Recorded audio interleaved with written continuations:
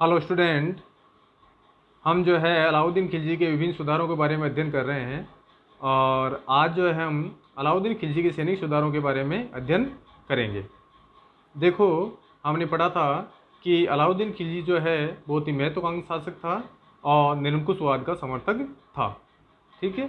और उसकी महत्वाकांक्षाओं की पूर्ति के लिए और उसके निरंकुशवाद के आदर्श की पूर्ति के लिए जो है ये जरूरी था कि उसके पास एक बहुत बड़ी सेना हो, है ना।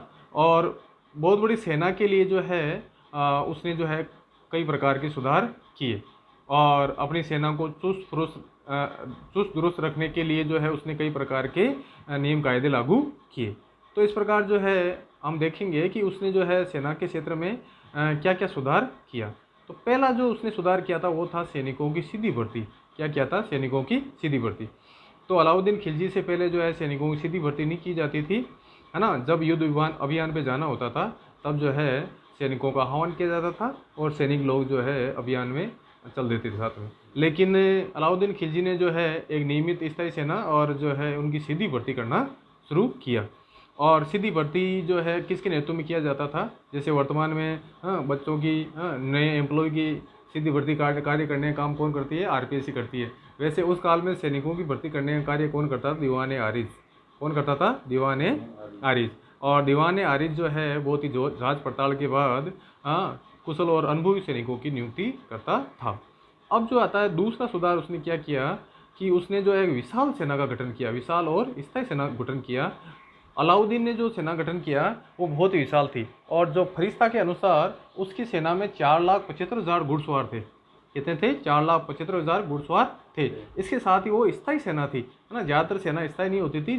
कोई इसी अभियान में जाने के बाद सेना जो है सेना को आपके जो है विघटित कर दिया जाता था। लेकिन उसने एक स्थायी सेना का गठन किया था क्योंकि उसके उद्देश्य, उसकी महत्वाकांक्षाएं बहुत ही ऊंची थी। अब बात आती है कि तीसरा सुधार उसने क्या किया। तो तीसरा सुधार जो उसने किया था वो थी घोड़ों को दागने और सैनिकों को हुलिया रखने की प्रथा की शुरुआत की थी उसने।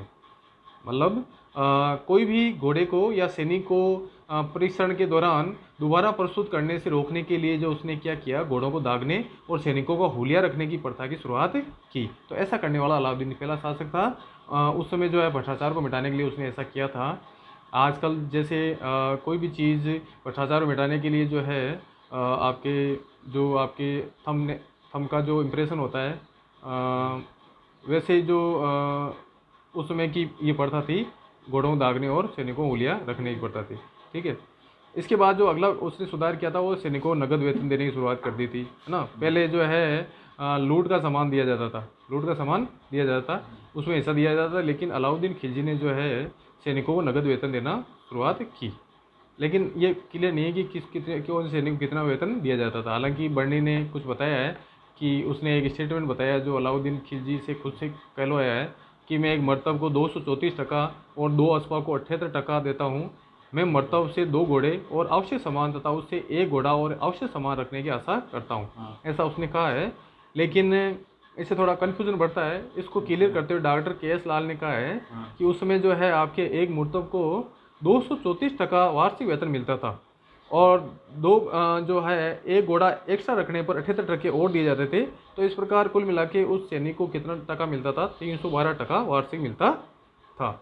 इसके बाद जो अगला उसने सुधार किया था कि अभियान पर भेजे जाने से पहले सेना का कठोर निरीक्षण किया जाता था।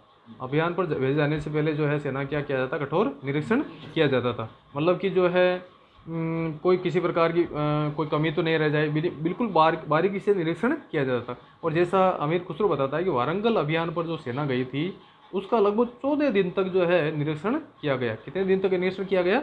14 दिन तक। अगला जो सुधार हुआ है वो था अच्छे अस्त्र शस्त्रों की व्यवस्था।